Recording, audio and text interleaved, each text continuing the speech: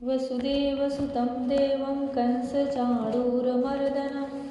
देवकी परमानन्दं कृष्णं वन्दे जगद्गुरुं। कृष्णं वन्दे जगद्गुरुं। जय श्री कृष्ण। जय श्री कृष्ण। मेरी सोल फैमिली आध्यात्म आपके अपने चैनल पर मैं नंदा आप सबका बहुत बहुत स्वागत करती हूँ। श्रीमद् भागवत महापुराण का 7वां स्कंद चल रहा है। हिरण्यकशिपु महादैत्य का वध हो चुका है। भगवान नारायण नृसिंह रूप का अवतार लेकर अपने जांघ पर रखकर उसे अपने नखों से फाड़ देते हैं।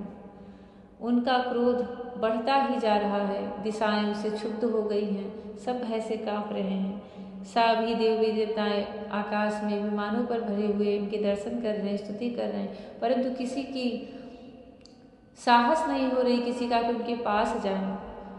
नारद जी कहते हैं कि उस सभा में इंद्र, ब्रह्मा जी, महादेव सब सिर पर अंजलि बांधे उनसे थोड़ी दूर खड़े होकर उनकी स्तुति कर रहे हैं।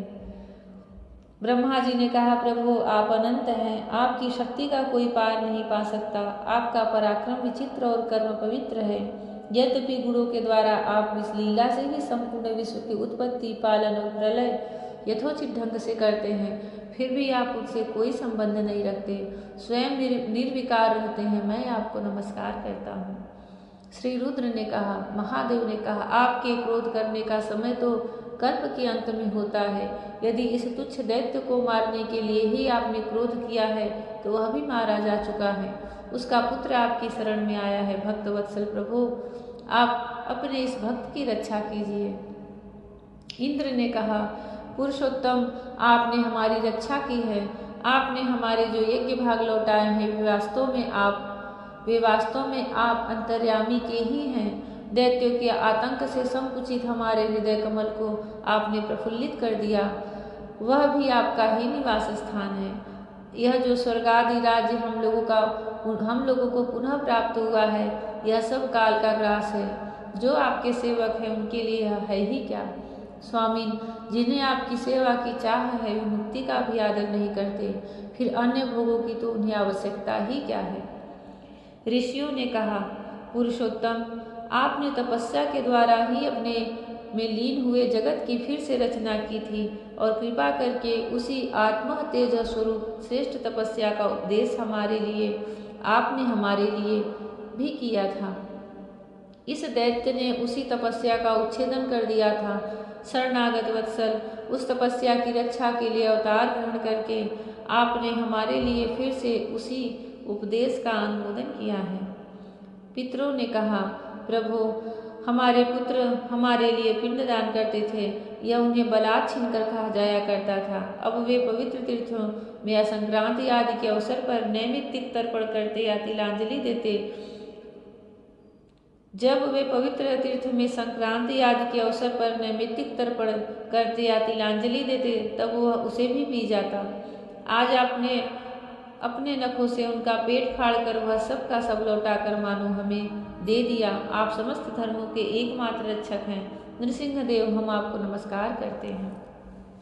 सिद्धों ने कहा, नृसिंह देव, इस दुष्ट ने अपने योग और तपस्या के बल से हमारी योग सिद्धि गति छीन ली थी। अपने नखों से आपने उस घमंडी को फाड़ डाला है। हम आपके चरणों में विनीत भाव से नमस्कार करते हैं। विद्याधरों ने कहा, यह मूर्ख हिरण्यकशिपु अपने बल और वीरता के घमंड में चूर था। यहाँ तक कि हम लोगों ने विविध धारणाओं से जो विद्या प्राप्त की थी उसे इसने व्यर्थ कर दिया था। आपने युद्ध में यज्ञ पशु की तरह इसको नष्ट कर दिया। अपनी लीला से नृसिंह बने हुए आपको हम नित्य निरंतर प्रणाम करते हैं। नागों ने कहा, इस पापी ने हमारी मड़ियों और हमारी श्रेष्ठ और सुंदर स्त्रियों को भी छीन लिया था। आज उसकी छाती फाड़कर आपने हमारी पत्नियों को बड़ा आनंद दिया है। प्रभु, हम आपको नमस्कार करते हैं।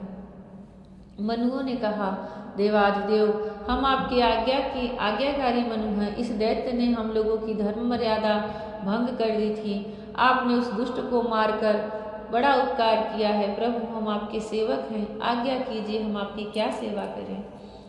प्रजापतियों ने कहा, परमेश्वर, आपने हमें प्रजापति बनाया था, परंतु इसके रोक देने से हम प्रजा की सृष्टि नहीं कर पाते थे। आपने इसकी छाती फाड़ डाली और यह जमीन पर सर्वदा के लिए सो गया। शत्रुमय मूर्ति धारण करने वाले प्रभु, आपका यह अवतार संसार के कल्याण के लिए है। गंधर्वों ने कहा, प्रभु, हम आपके नाचने वाले, अभिनय करने वाले और संगीत सुनाने वाले सेवक हैं। इस दैत्यों ने अपने बल, वीर्य और पराक्रम से हमें अपना गुलाम बना रखा था। उसे आपने इस दशा को पहुंचा दिया। सच है, कुमार्ग से चलने वाले का भी क्या कभी कल्याण हो सकता है? चारणों ने कहा, प्रभु, आपने सज्जनों के हृदय को पीड़ा पहुंचाने वाले इस दुष्ट को समाप्त कर दिया। इसलिए हम आपके उस चरण कमलों की शरण में हैं, जिनके प्राप्त होते ही जन्म मृत्यु रूप संसार चक्र से छुटकारा मिल जाता है। यक्षों ने कहा, भगवान, अपने श्रेष्ठ कर्मों के कारण हम लोग आपके सेवकों में प्रधान गिने जाते थे, परंतु हिरण्यकशिपु ने हमें अपनी पालकी ढोने वाला कहार बना लिया था। प्रकृति के नियामक परमात्मा इसके कारण होने वाले अपने नीच जनों के कष्ट जानकर ही आपने इसे मार डाला है। किम पुरुषों ने कहा, हम लोग अत्यंत तुच्छ किम पुरुष हैं और आप सर्वशक्तिमान महापुरुष हैं। जब सत्पुरुषों ने इसका तिरस्कार किया, इसे धिक्कारा, तभी आज आपने इस कुपुरुष असुराधम को नष्ट कर दिया। वैतालिकों ने कहा, भगवान, बड़ी बड़ी सभाओं और ज्ञान यज्ञों में आपके निर्मल यश का गान करके हम बड़ी प्रतिष्ठा पूजा प्राप्त करते थे। इस दुष्ट ने हमारी वह आजीविका ही नष्ट कर दी थी। बड़े सौभाग्य की बात है कि महारोग के समान इस दुष्ट को आपने जड़ मूल से उखाड़ दिया। किन्नरों ने कहा, हम किन्नरगण आपके सेवक हैं। यह दैत्य हमसे बेगार में ही काम लेता था। भगवान, आपने कृपा करके आज इस पापी को नष्ट कर दिया। प्रभु, आप इसी प्रकार हमारा अभ्युदय करते रहें। भगवान के पार्षदों ने कहा, शरणागत वत्सल, संपूर्ण लोकों को शांति प्रदान करने वाला आपका यह अलौकिक नृसिंह रूप हमने आज ही देखा है। भगवान, यह दैत्य आपका वही आज्ञाकारी सेवक था जिसे सनकादि ने श्राप दे दिया था। हम समझते हैं आपने कृपा करके इसके उद्धार के लिए ही इसका वध किया है। जय श्री कृष्ण। जिसकी जैसी मति थी, जैसी बुद्धि थी, जैसा पद था, जैसा जन्म था, उसके अनुरूप सबने भगवान नृसिंह की स्तुति की, उनके क्रोध को शांत करने के लिए। परंतु तब भी उनका क्रोध शांत नहीं हुआ। वो वैसे ही दहाड़ते रहे। उनकी आंखें और लाल हो गई थी। ब्रह्मा जी ने फिर लक्ष्मी जी को आगे किया। लक्ष्मी जी भी भय से हाथ जोड़ करके एक तरफ हो गई।